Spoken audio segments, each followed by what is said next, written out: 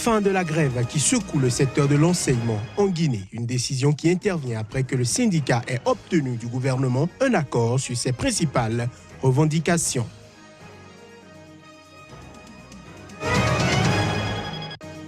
Le lancement du mouvement de Moïse Katumbi continue de faire réagir en RD Congo. L'UDPS, historique parti d'opposition, a annoncé qu'il ne soutiendra pas la candidature de l'opposant à la présidentielle. Au Nigeria, des éleveurs sont soupçonnés d'être à l'origine de la mort de 25 villageois dans le centre du pays. Ceci constitue un nouvel épisode du conflit foncier, les opposant à des cultivateurs locaux.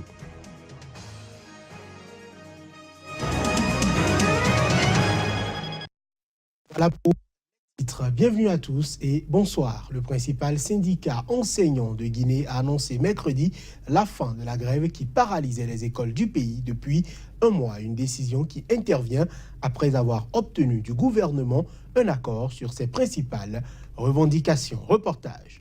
La grève est suspendue, a déclaré devant la presse le leader des grévistes, le secrétaire général du syndicat libre des enseignants et chercheurs de Guinée, SLECG, Aboubakar Souma, en se félicitant d'avoir eu gain de cause sur 4 revendications essentielles. Entré en dissidence du SLECG depuis des mois, Souma a personnellement obtenu la levée de la suspension de son salaire et le paiement de ses arriérés, selon le texte de l'accord présenté dans la nuit de mardi à mercredi par l'inspecteur général du travail. Alors que les manifestations, souvent accompagnées de violences, se multipliaient pour réclamer la réouverture des écoles, les enseignants obtiennent l'application totale d'une augmentation des salaires de 40% décidée en 2017. Après une hausse de 10% payée en février, les 30% restants seront effectifs fin mars avec effet rétroactif au 1er janvier 2018 selon l'accord. En outre, les partis ont décidé d'ouvrir un couloir de négociation du 2 au 25 mai sur un salaire de base de tous les enseignants de 8 millions de francs guinéens, soit 717 €. Enfin, nul ne sera sanctionné pour fait de grève, ont décidé les représentants syndicaux et le gouvernement. Chacun d'entre nous a mis l'intérêt de la Guinée au-dessus de tout, à travers les enfants qui devront retourner à l'école. Ça a été dur, très dur, mais finalement, nous y sommes arrivés, s'est réjoui le médiateur de la République. L'autorité d'Alpha Condé était de plus en plus contestée par les élèves, leurs parents et des associations de la société civile qui lui reprochaient d'avoir laissé le conflit dans l'enseignement s'enliser, alors que l'opposition manifeste également depuis des semaines pour réclamer une révision des résultats des élections locales du 4 février. On reste en Guinée où il faut dire qu'un jeune homme a été tué ce mercredi à Conakry lors d'une nouvelle manifestation de l'opposition. Identifié comme Boubacar Diallo et âgé de 25 ans, il a été tué à la mi-journée en banlieue de Conakry, a affirmé le directeur de la polyclinique de Dissine, le docteur Abdoulaye Bari. C'est vraiment triste pour ce pays, a déclaré le chef de l'opposition, Cellou Dalein Diallo, qui participait à la manifestation. Au Zimbabwe, les hôpitaux publics sont paralysés par une grève des médecins, un mouvement qui dure depuis 2 semaines avec un arrêt de travail des jeunes diplômés. Ces derniers réclament de meilleurs salaires et déplorent les pénuries de médicaments dans leurs établissements. Cette grève constitue un test de la volonté de réforme du nouveau président Emmerson Mnangagwa qui a pris les rênes du pays au mois de novembre dernier. Les services d'urgence des principaux hôpitaux publics du Zimbabwe ont refusé mercredi d'accueillir la plupart des patients à cause d'une grève des médecins qui exige une amélioration de leurs conditions de travail. L'Association des médecins des hôpitaux du Zimbabwe, le syndicat des médecins qui mène ce mouvement, réclament de meilleurs salaires et déplorent les pénuries de médicaments dans leurs centres de santé. Elles menacent de ne pas reprendre le travail tant que tous les problèmes soulevés ne seront pas réglés. Presque tous les hôpitaux centraux, des services pour enfants, des hôpitaux provinciaux et des services d'urgence ont été paralysés à travers tout le pays en raison de la grève.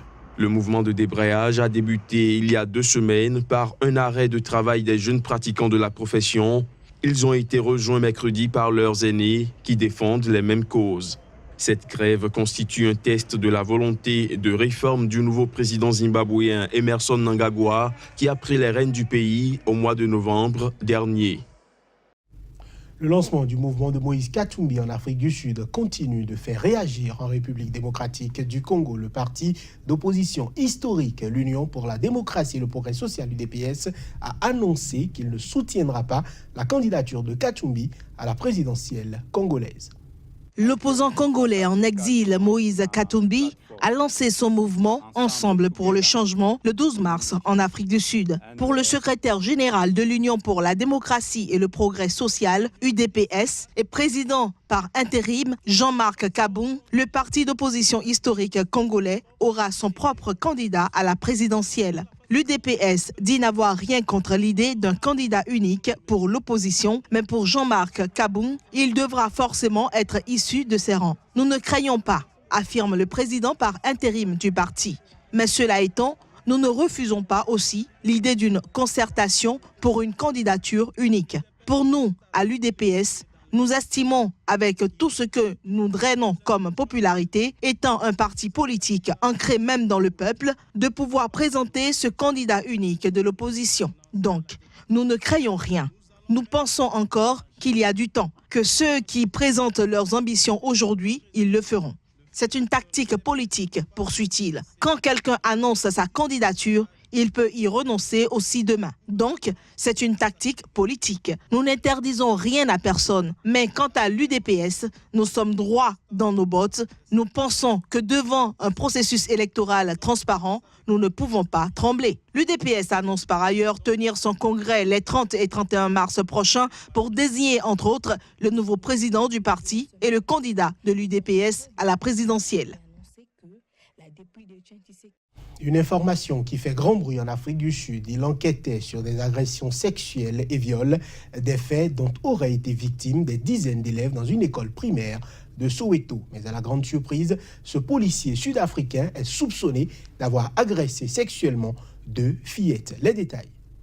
C'est une responsable de la police qui a donné l'information dans un communiqué. Le fonctionnaire dont l'identité n'a pas été dévoilée aurait lundi agressé sexuellement 2 fillettes de 7 et 8 ans.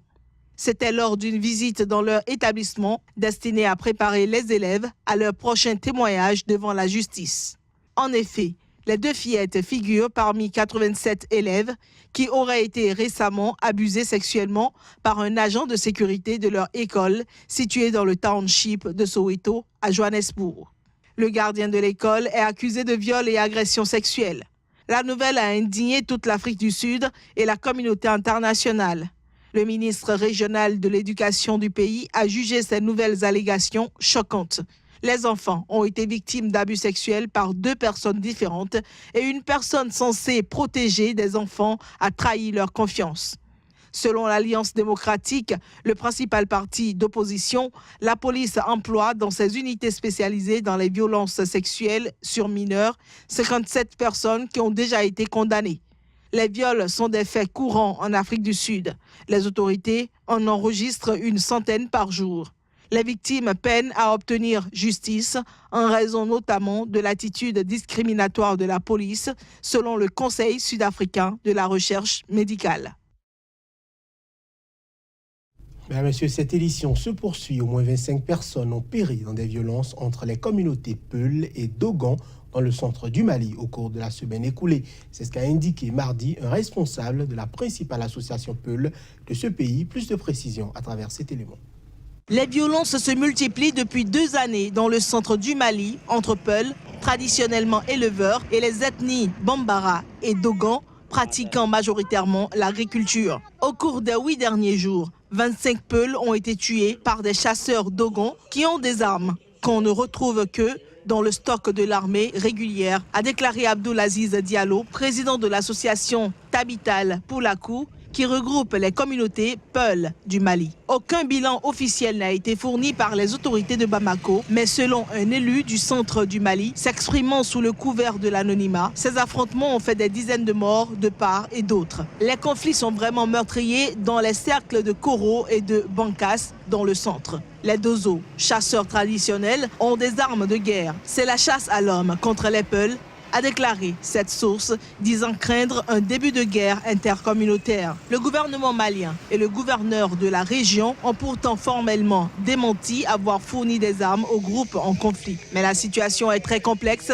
et elle peut prendre une tournure communautaire, a reconnu mardi le ministre de la Sécurité, le général Salif Traoré. Quand les forces de sécurité maliennes se rendent sur le terrain, les gens armés cachent leurs armes. Et quand les forces repartent, les gens ressortent leurs armes, a-t-il expliqué lors d'une conférence de presse. En 2017, des violences similaires avaient fait au moins une 60aine de morts. Ces conflits, souvent liés à l'eau ou aux fonciers, sont attisés par l'apparition dans le centre du Mali en 2015 du groupe armé du prédicateur djihadiste Peul, Amadou Koufa, avec lequel les Peuls sont souvent soupçonnés de collusion.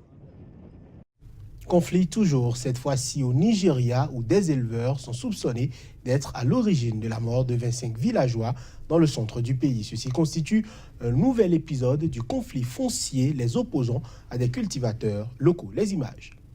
Le massacre s'est produit lundi dans la zone de Bassa, dans l'état du Plateau, au Nigeria, quelques jours après la mort de 5 personnes dans des circonstances similaires dans la même région. Des gens rentraient du village de Dundun vers le village de Zirechi quand ils ont été attaqués par des hommes armés qui seraient des éleveurs Peul, a déclaré Ondie Adie, commissaire de l'État.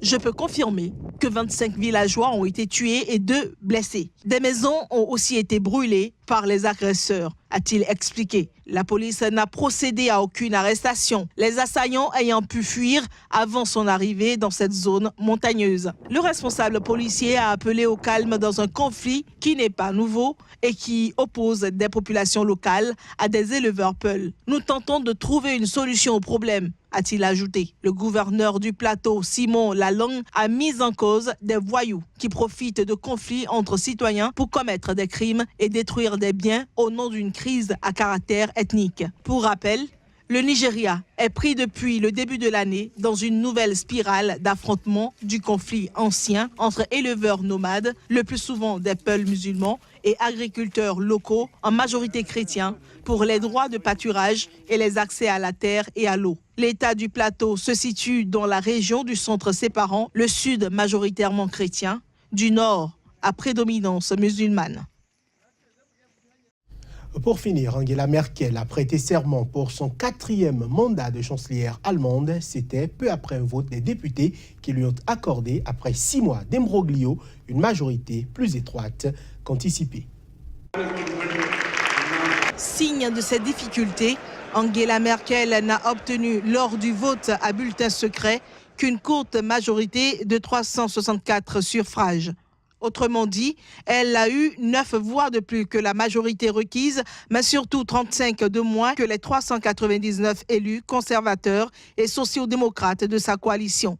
Mais peu importe, la dame de fer n'a pas pour autant perdu le sourire.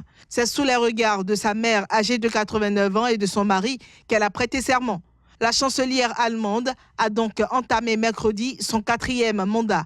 Durant ce nouveau mandat, elle va devoir répondre aux défis du populisme et de la refonte de l'Union européenne. Elle devra aussi diriger un pays bouleversé par l'essor historique de l'extrême droite, le parti Alternative pour l'Allemagne étant désormais la première force d'opposition. Le vote de mercredi marque la fin de la plus longue quête de gouvernement dans l'histoire d'après-guerre. Finalement, c'est la coalition réunissant la CDU, CSU et le SPD qui est reconduite. Et pour la première fois, la question de la succession est posée sérieusement, une partie des conservateurs ayant critiqué leur chef pour ses concessions au centre-gauche. En Allemagne, la stabilité rassurante longuement incarnée par Merkel, une fille de pasteur, a fini par se retourner en partie contre elle. Pour certains, elle a mis en danger le pays en l'ouvrant aux demandeurs d'asile musulmans. Pour d'autres, elle incarne l'immobilisme dans un monde en perpétuel changement. Voilà qui met un terme à cette édition. Merci de nous avoir suivis.